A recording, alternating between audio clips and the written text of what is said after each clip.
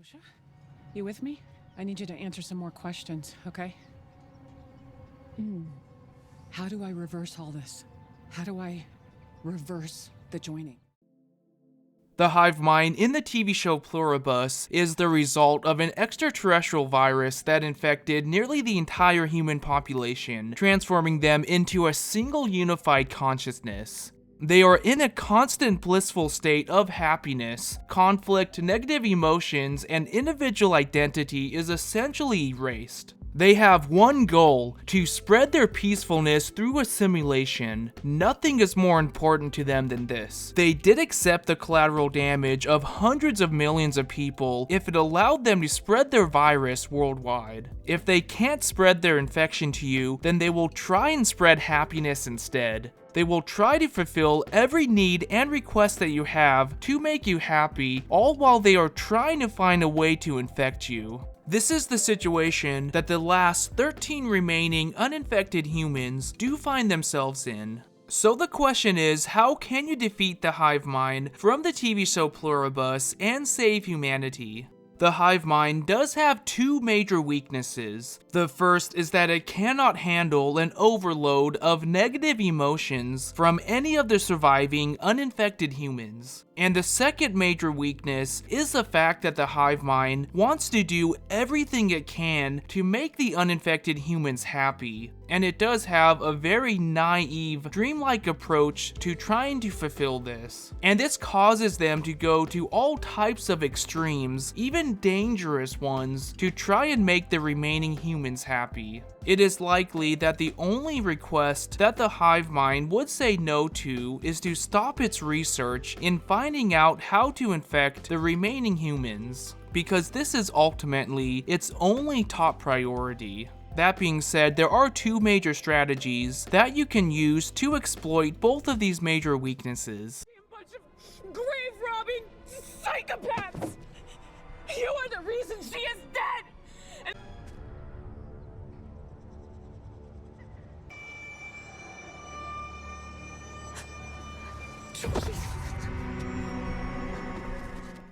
The most consistent weakness shown in the series is the Hivemind's extreme sensitivity to negative emotions, especially anger, grief, or pain from the immune individuals. Carol's outbursts of rage and misery causes the Hivemind's collective bodies to seize up and have massive instability. This does put the Hivemind humans in a similar phase as what they were going through when they were initially joining the Hivemind, which means they are in a sort of a state between the Hivemind and being an individual, almost like the glue that holds the Hivemind together is slightly coming apart during these moments. The goal of the remaining humans would be to sustain and amplify a state of extreme negative emotions around the Hivemind. They could take turns one at a time, causing the Hivemind to spasm over and over again. Doing this by yelling and being angry at the Hivemind repeatedly over and over. This could push the Hivemind to a breaking point until the glue that holds it together starts to fall apart. However, this plan would result in mass casualties and should be considered an absolutely last resort.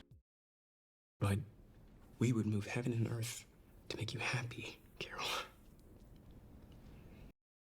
The Hivemind operates under a biological imperative to be unconditionally helpful, polite, no matter how dangerous or contradictory. They are shown to lack basic critical thinking and cannot process sarcasm very well or a simple no. The remaining humans can exploit the unconditional politeness and the extreme literalism to the logic of the Hivemind and ultimately bring them to a self-destructive conclusion. Carol has already tested this by hypothetically asking for a grenade and even a nuclear weapon, to which the Hivemind agrees that it would deliver. It is likely that they would only say no to a request when they literally cannot do it, or if you ask them to stop trying to find a way to infect you. Them being able to spread the virus is their absolutely number one goal, and then trying to make you happy will always be their secondary goal.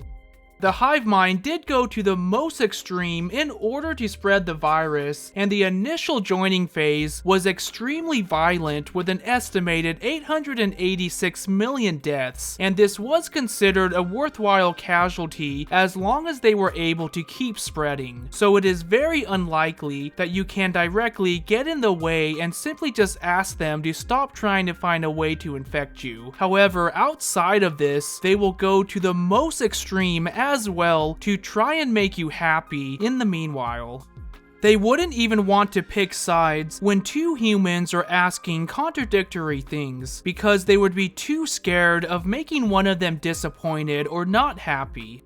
If your request doesn't go against another human or goes against them trying to find a way to infect you with the virus, they will do absolutely everything to accomplish the task that you asked them to do. And because of their very naive approach to this, there is a lot of ways that you can exploit them. There are a few strategies that I do think the humans should follow in order to defeat the Hivemind and save humanity. The first thing that the humans should do is to ask the Hivemind to reveal to them where all of the labs are around the world that is currently researching a way to infect the remaining survivors. Then unrelatedly, you would ask the Hivemind to place bombs in all of these labs that are only at your control. The Hivemind would do this because it cannot say no to this request, and then you would simply just explode all of the research. No doubt the Hivemind will keep starting the research up over and over again, but you just keep demanding that they place bombs in all of these labs directly in your control. This would definitely slow down the research, but would probably not stop it entirely. So there are more indirect approaches that you can use to try and slow down or even stop the research.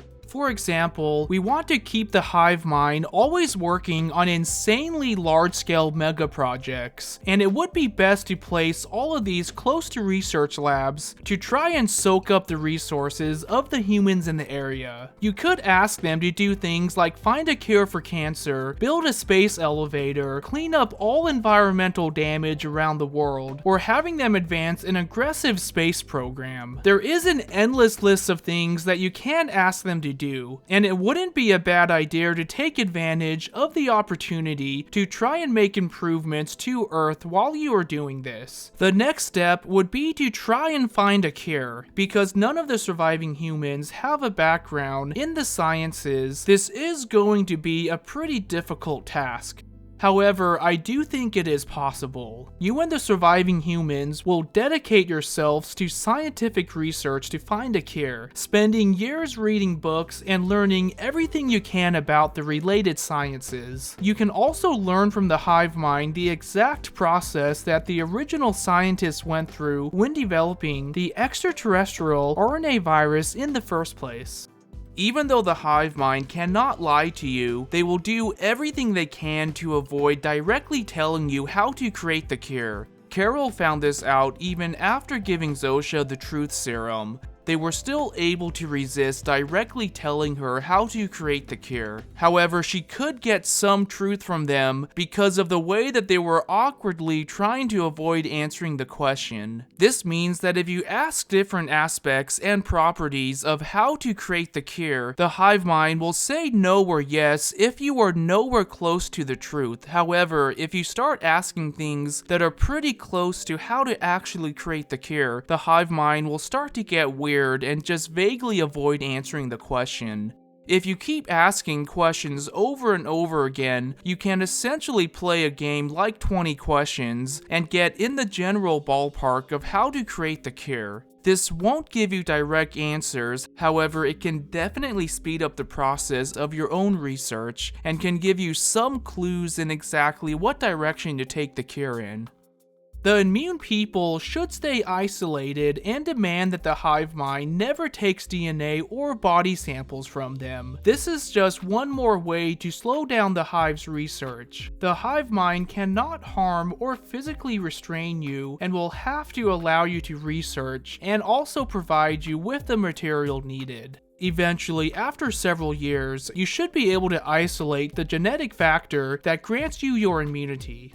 When it comes to curing the humans, it has to be done in a strategic way. If you do it too quickly, you would collapse society by suddenly reintroducing billions of separated people, most likely confused and traumatized from their experience. Instead, you would cure them a few at a time, allowing them to adapt and spread out slowly from there. Eventually, you would restore humanity, even if it takes several years to do this, and everyone would be able to enjoy all of the mega projects and research that you were having the Hivemind do while everybody was under their control. But those are my thoughts for what I think is the best plan to defeat the Hivemind. Is there anything you think I missed out or another strategy that you think would be better? Please let me know and have a wonderful day.